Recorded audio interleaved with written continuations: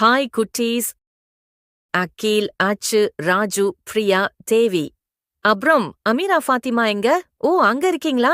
Okay okay. எல்லாரும் வந்தாச்சா குட்டீஸ்? Very good. இன்னைக்கு அக்கா ஒரு சூப்பரான கதை சொல்லப் போறேன். எல்லாரும் தயாரா இருக்கீங்களா செல்லங்களா?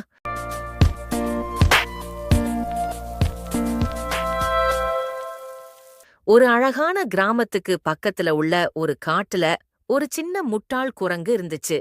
அது பேரு மின்னு. மின்னு ஒரு நாள் காட்டுக்குள்ள விளையாடிட்டு இருக்கும்போது ஒரு நட்சத்திரம் மாதிரி ஒளிரும் பழத்த பாத்துச்சு. அந்த ஆவிரும் பழம் மின்னுவோட கண்கள மயக்கிருச்சு. உடனே மின்னு அந்த பழத்தை எடுத்து, இதுதான் என் வாழ்க்கையை மாற்றப்போகும் மாயப்பழம் அப்படின்னு நினைச்சுது. ஆனால் பழம் என்னன்னு தெரியாம எல்லோரிடமும் பெருமையாக காட்டத் தொடங்குச்சு. ஹே ஹே, எல்லாரும் பாருங்க, எனக்கு மாயப்பழம் கிடைச்சிருக்கு.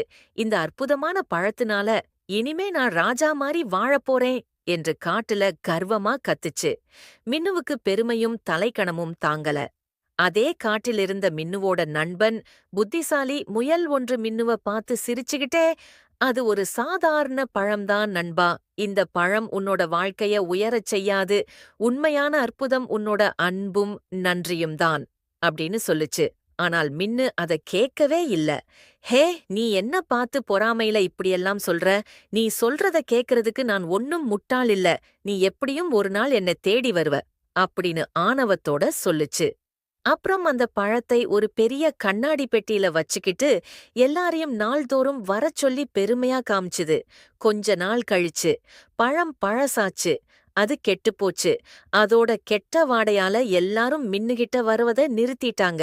இப்போ தனிமையா உணர்ந்த மின்னு தன்னோட தவற உணர்ந்து தன்னோட நண்பனான முயல்கிட்ட போயி, என்னை மன்னிச்சிரு நண்பா, தலைக்கணத்தோட நான் உன்னை திட்டிட்டேன். நீ சொன்னதுதான் உண்மை நண்பா. உண்மையான அற்புதம் நல்ல உள்ளத்துல தான் இருக்கு. அன்பும் பகிர்வும் தான் வாழ்க்கையை அழகாக மாற்ற முடியும்னு நான் புரிஞ்சுகிட்டேன் அப்படின்னு சொல்லி மனம் திருந்துச்சு. அன்னையில இருந்து மின்னு அனைவரிடமும் தன்னோட உணவையும் மகிழ்ச்சியையும் பகிரத் தொடங்குச்சு. எல்லாரும் மின்னுவ உண்மையாவே நேசிக்க ஆரம்பிச்சாங்க. குழந்தைகளா, நாம எதை வச்சும் பெருமைப்படாம எதை எப்படி பயன்படுறோம் என்பதில்தான் நம்ம வெற்றி இருக்கு. நல்ல மனசு, அன்பு, பகிர்வு இதெல்லாம் தான் வாழ்க்கைய மகிழ்ச்சியா மாத்தும். இதே மாதிரி சுவாரஸ்யமான அறிவுபூர்வமான கதைகள அக்கா உங்களுக்காக தினமும் சொல்றேன். குழந்தைகளா, அதுக்கு நீங்க எல்லாரும் நம்ம சேனலை சப்ஸ்கிரைப் பண்ணுங்க. பக்கத்துல இருக்கிற பெல் பட்டனை கிளிக் பண்ண மறக்காதீங்க சுட்டீஸ். இந்த கதை உங்களுக்கெல்லாம் ரொம்ப பிடிச்சிருக்கும்னு நினைக்கிறேன். சரி குழந்தைகளா, மீண்டும் ஒரு சூப்பரான கதையோட அக்கா உங்களை எல்லாம் நாளைக்கு சந்திக்கிறேன். சரியா?